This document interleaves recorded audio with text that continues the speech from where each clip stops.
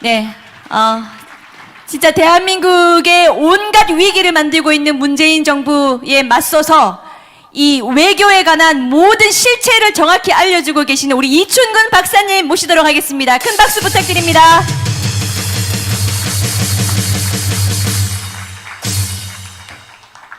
예, 안녕하십니까. 여러분들이 지금 앉아 계시는 이 호텔 이름이 워커힐입니다.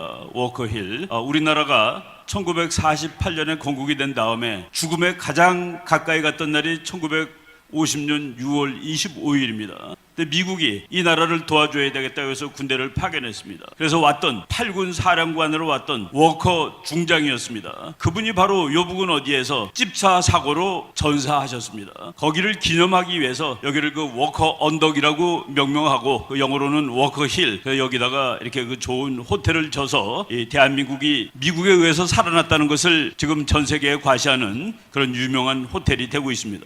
1972년에 북한하고 처음으로 박정희 대통령 때 남북 대화가 있었습니다. 그때 북한 대표단이 와서 묵었던 숙소가 여기입니다.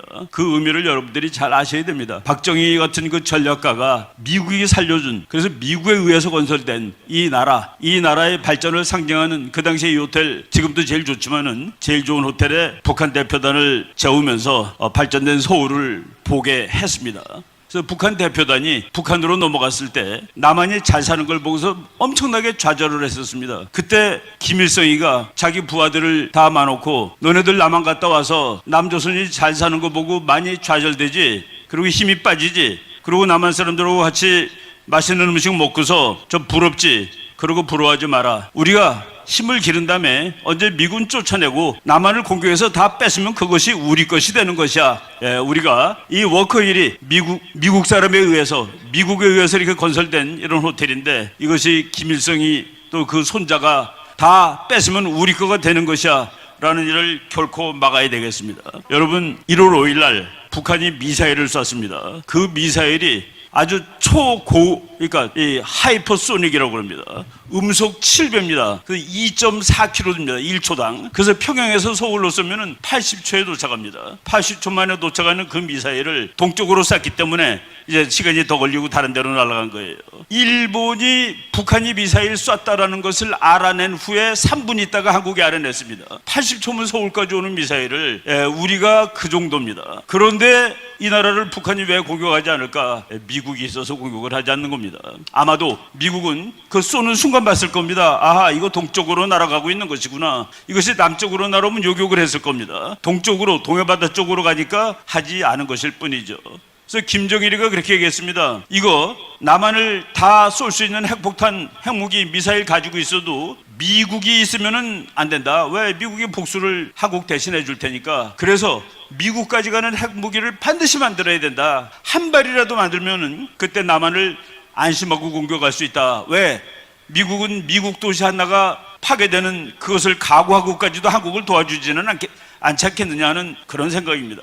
그렇게 미국이 우리나라의 안보에 미치는 영향은 정말로 중요하고 지대하다라고 말씀을 드릴 수가 있습니다. 제가 그 미국 외교 정책이라는 과목을 몇 년 전에 숙명여자대학에서 이제 강의를 하고서 학기 끝날 무렵에 학생들한테 조그만 퀴즈를 한 번 했습니다. 종이 한 장씩 나눠지고 이 질문에 답하라. 오늘 미국과의 관계가 끊어진다면 내일 한반도에서는 무슨 일이 일어나겠느냐. 그랬더니 애들 잘 쓰더라고요. 북한이 즉각 침략 전쟁을 일으킬 것입니다. 정답입니다. 중국은 우리를 사람 취급을 하지, 나라 취급을 하지 않을 것입니다. 정답입니다. 제가 미처 생각하지 못했는데 일본이 독도 내놓으라고 그럴 것 같아요. 일본이 독도 내놓으려면 우리 해군이 일본 해군하고 싸울 수 없습니다. 아직도. 바로 이렇게 한미동맹은 거의 공기와 같습니다. 우리가 느끼지 못하는데 그것이 있기 때문에 지금 북한이 한국을 건드리지 못하고 있다는 그런 얘기죠. 그래서 이 정부가 어떻게 해서라도 미국을 분노하게 하고 미국을 쫓아내고 싶어하고, 문재인 대통령이 대통령 되면 그랬습니다. 그 뭐 자기 책에도 있죠. 월남이 공산화됐을 때 자기는 희열을 느꼈다. 미국이 패배했는데 희열을 느끼고 한 나라가 공산주의가 됐는데 희열을 느꼈다고 그런 사람입니다. 그런데 미국이라는 힘을 꺾질 못해가지고 그래서 반미까지 못 가고 비미하고 있습니다. 비미. 미국이 하는 건 매일 피해 다니는 거예요. 피해 다니는데 그럼에도 불구하고 미국이라는 나라가 꿋꿋이 버텨주기 때문에 지금 안보가 유지가 되고 있는 겁니다. 제가 그 재미있는 데이터를 하나 찾아왔는데 우리 정말 전광훈 목사님 같은 분이 이 지난 3년 동안 이 나라가 그 무너지고 있는데 그 무너지는 것을 스크럼 짜서 막고 있었다는 그런 상황입니다. 그런 동안에 우리 국민들이 미국에 대한 인식이 너무나도 좋아졌다는 사실을 최근에 여론조사 자료를 보고서 확인을 했는데 우리가 이것을 잘 활용을 하면은 확실하게 정권을 다시 뺏어올 수 있다는 그런 생각이 드는 것입니다. 지금 한국 정부는 친중, 종북, 비미, 반일 이런 그 외교 정책의 원칙상 전혀 거꾸로 가는 그런 정책을 지금 4년 동안 시행하고 있습니다. 그런데 지난 그 며칠 전이에요. 12월 하순에 통일연구원에서 우리 통일의식조사라는 연구조사를 발표했는데 우리나라 국민 중에서 93%입니다. 93%가 한미동맹은 중요하다. 한미동맹은 결코 깨지면 안 된다라고 대답을 했습니다. 그리고 우리 국민의 90%가 주한미군 주둔에 대해서 찬성한다 라고 얘기를 했습니다. 그리고 국민의 61.4%가 통일이 된 후에도 미군은 있어야 된다라고 대답을 했습니다.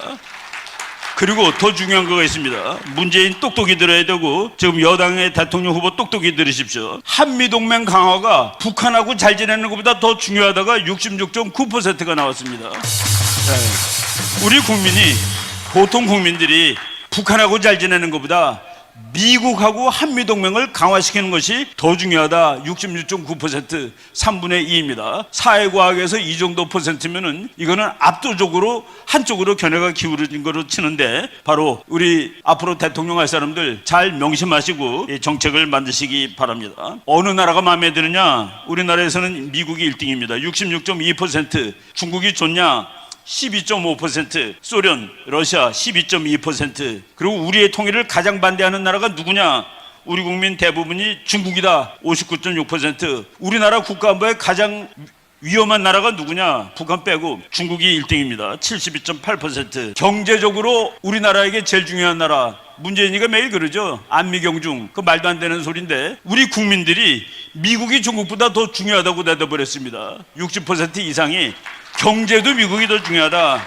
그리고 미국과 중국 사이에서 균형 외교를 해야 되느냐? 아니다. 미국과 동맹관계가 동맹 강화가 훨씬 더 중요하다가 우리 국민들이 이제 발표한 자기 견해를 보인 것입니다. 놀라운 것이 하나 또 있습니다. 우리나라 국민 중에서는 이제 공산당이 어디서 그렇게 얘기하는 사람이 있습니다. 안철수도 그렇게 얘기했어요. 지금 공산주의자가 어디 있냐고. 그런데 더불어민주당을 지지한다라고 얘기한 사람 중에서 주한미군이 있어야 되느냐에 찬성하는 사람이 93.9%입니다. 그러니까 더불어민주당 후보 표 얻고 싶으면 이거 제대로 이해하셔야 됩니다. 국힘당 지지하는 사람 중에서는 주한미군이 중요하다가 96.4%가 나옵니다. 우리 국민 전체가 미국이 소중하고 주한미군이 있어야 되고 한미동맹 깨지면 안 된다라고 얘기하는 겁니다. 지금 한미동맹이 70년이 있다 보니까 우리가 이게 저절로 생긴 줄 아는데 유엔 휴전협정에 사인한 클라크 대장이 미국 대통령한테 한국하고 군사동맹 맺으면 안 됩니다라고 얘기했습니다. 그것을 깨고서 군사동맹을 체결한 사람이 이승만 대통령입니다. 그래서 우리는 이승만 대통령을 외교의 신이라고 부르는 것이죠.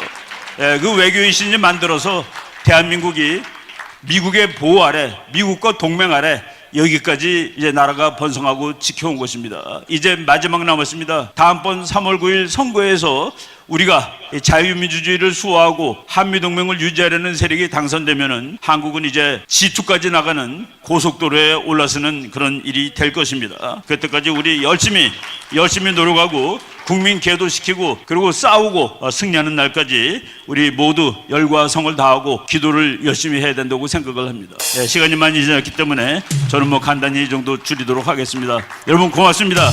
원투하십시다. 네, 이충근 박사님께 다시 한번 큰 박수를 보내주시기 바랍니다.